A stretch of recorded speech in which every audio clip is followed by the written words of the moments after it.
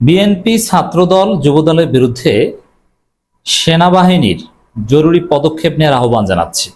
কারণ কি? এরা কত বড় ঘটনা ঘটাচ্ছে দেখেন। সেনাবাহিনী কিছুদিন আগে সেনা সদরের একটা প্রেস ব্রিফিং এ বলেছে না যে কেউ মব সৃষ্টি করে আইন শৃঙ্খলা পরিস্থিতির অবনতি ঘটানোর চেষ্টা করলে সেনাবাহিনী কঠিন ব্যবস্থা নেবে। এখন কেন নেন না?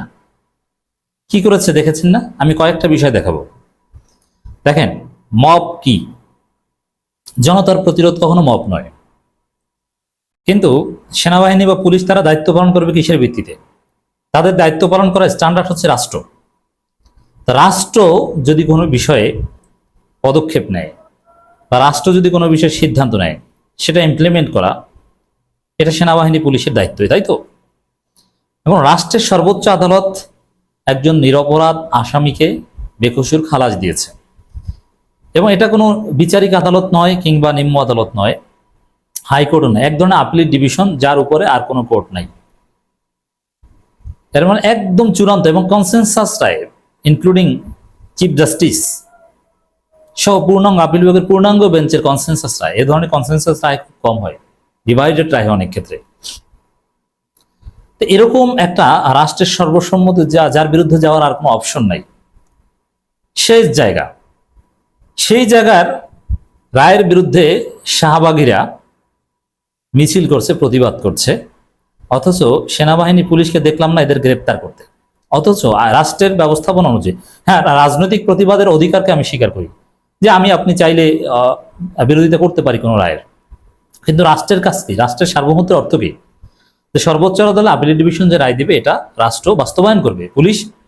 পুলিশ সেনাবাহিনী এরা সেটা বাস্তবায়ন করবে, এর কোনো ব্যত্যয় হতে দিবে না। পুলিশ সেনাবাহিনীর প্রধান দায়িত্ব তো এটাই। এই যেহেতু সার্বভৌমত্বের সংজ্ঞা, জনগণের উপর আইন প্রয়োগ করবে। আর আপিলেট ডিভিশনের এরকম কনসেনসাস সিদ্ধান্তের উপরে রাষ্ট্রের আর কোনো সিদ্ধান্ত হতে পারে না। এটা সংবিধানের চাইতেও বড় কিছু। সংবিধান রিভিউ হতে পারে, কিন্তু এই রায় এটা রিভিউ হওয়ার কোনো কায়দা নেই। সংবিধান সংশোধন হতে পারে, কিন্তু এটা মাজহারুল ইসলামের যে রায় হয়েছে এটা সংশোধন করার আর কোনো উপায় নেই।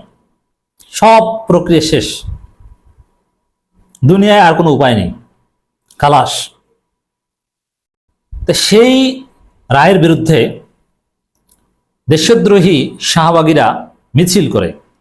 কই পুলিশ সেনাবাহিনী তো কোনো ব্যবস্থা নেয়নি, মিছিল করে তো করো, এটা একটা গেল। আর এই যে দেখেন এই নারীর গায়ে লাথি মারা ঘটনা, কেন? এটা তো পুলিশ সেনাবাহিনী ব্যর্থতার কারণে। তারা কেন এই মিছিলকে নিবৃত্ত করলো না? এই মিছিলের কোনো অধিকার রাষ্ট্রের কাছে নেই। হ্যাঁ, রাষ্ট্রের কাছে না থাকলেও আমরা আন্দোলন করি অনেক সময়, সেটা সরকার বিরোধিতা, রাষ্ট্র বিরোধিতা। হাসিনার বিরুদ্ধে আমরা বিদ্রোহ করেছি, রাষ্ট্রের আইনকে অমান্য করে আমরা সংবিধানকে লাথি মেরেছি, দ্যাটস রাইট। কিন্তু এখন যেটা করছে কারা করছে? এই যে মানববন্ধন, এটি মাজহারুল ইসলামের মুক্তির প্রতিবাদে, এটা রাষ্ট্রদ্রোহিতা। এর বিরুদ্ধে ব্যবস্থা নেওয়া একটা ওয়াজিব ছিল, কিন্তু ব্যবস্থা নেয়নি পুলিশ এবং সেনাবাহিনী। এই কারণে জনতা, শাহবাগ বিরোধী জনতা, তারা প্রতিবাদ করতে গেছে, বিভিন্ন অঘটন ঘটছে। দায়টা তো সেনাবাহিনী এবং পুলিশকে নিতে হবে। সেনাবাহিনী ম্যাজিস্ট্রেসি পাওয়ার নিয়ে রাজপথে আছে। তারা কেন রাষ্ট্রের এই সর্বোচ্চ সিদ্ধান্তকে বাস্তবায়ন বা সর্বোচ্চ সিদ্ধান্তের বিরুদ্ধে বিদ্রোহের সুযোগ দেয়? এখন জনগণ যদি প্রতিবাদ করে, তার বিরুদ্ধে আবার রাজপথে নামে ছাত্রদল। তাহলে এই যে ছাত্রদল, ছাত্র ইউনিয়ন বা রাশেদ খান মেনন কিংবা ফজলে হাসান বাদশাহ, এদের লোকজন এর পক্ষে মিছিল করলো রাজশাহী বিশ্ববিদ্যালয়ে, আরো বিভিন্ন জায়গায় বিবৃতি দিল। এটা কি? এবং ছাত্রদলের সভাপতি রাকিব চাচ্চু, যাত্রাবাড়ি সেক্টর কমান্ডার, তাকেও দেখলাম তারুণ্যের সমাবেশে বক্তব্য দিলেন এই রাশেদ খান মেননদের দলের পক্ষে, যারা পালাতক, যারা কারাগারে।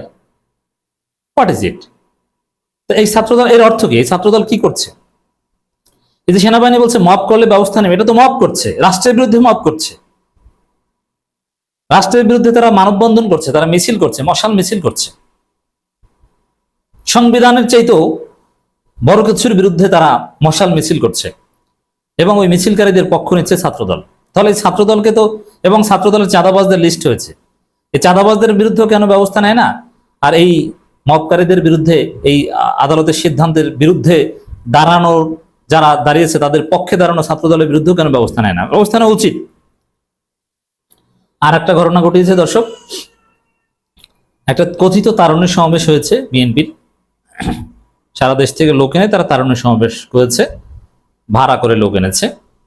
সেখানে যুবদলের এক নেতা, মানে ভাব দেখলে মনে হয় যেন রাজার ছেলে রাজা, সাদা শার্ট, মাস্তানের মতো ভাব, কালো চশমা, সম্ভবত কালো প্যান্ট, শরীর মাশাল্লাহ দুদু টাইপের, নাদুস নদুস, এমন ভাবে হাঁটছে, তার সামনে পিছনে প্রোটোকল,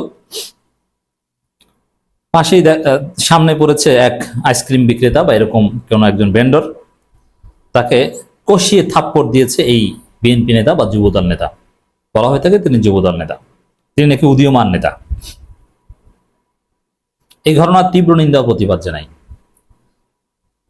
এই রাষ্ট্র সবার, এই নয়াপল্টন বিএনপির বাপের সম্পত্তি না যে সেখানে কেউ আইসক্রিম বিক্রি করতে গেলে তাকে কোনো কারণ ছাড়া থাপ্পড় মারবে। এই পান্ডা যুবদল নেতা যে থাপ্পড় মেরেছে, সিসিটিভি ফুটেজে তাকে চেনা যাচ্ছে, তাকে খুঁজে বের করে তাকে গ্রেপ্তার করতে হবে, নইলে জনতা ওখানে যেখানে পাবে সেখানে ধোলাই দিবে। এটা ফাজলামি নাকি?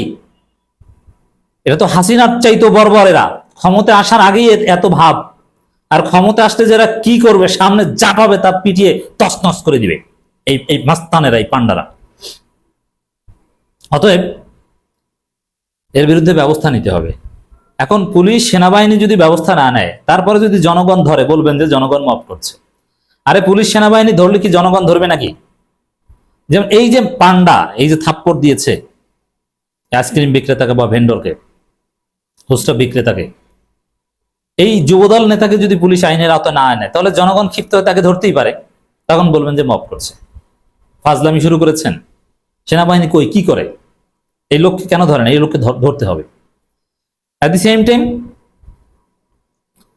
এই আদালতের সর্বোচ্চ সিদ্ধান্তের বিরুদ্ধে যারা দাঁড়াবে, এই শাহবাগীরা, যারা হাসিনা সহযোগী, যারা শত শত হাজার হাজার মানুষের হত্যার উস্কানিদাতা, গণহত্যার সমর্থনকারী, শাপলা চত্বরে গণহত্যার পৃষ্ঠপোষক, যাদের বিচারের আওতায় আনতে হবে, এরাও গণহত্যাকারী। সেই গণহত্যাকারীরা রাষ্ট্রের বিরুদ্ধে রাজপথে নামে, পুলিশ সেনাবাহিনী যদি তাদের বিরুদ্ধে ব্যবস্থা নেয় এবং ছাত্র দলের, যুবদল বা বিএনপির পৃষ্ঠপোষকতায় নামে, কারণ তারা জামাত বিরোধীদের অংশ হিসাবে এটাকে প্রশ্রয় দেয়।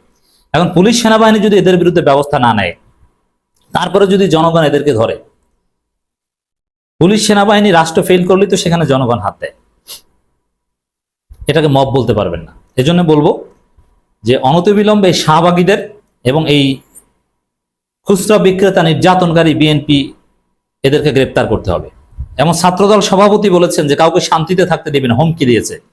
এই হুমকির তাৎপর্য খুঁজে বের করতে হবে সেনাবাহিনীকে। এটা কিসের হুমকি? কার নির্দেশনা এই হুমকি দিয়েছে?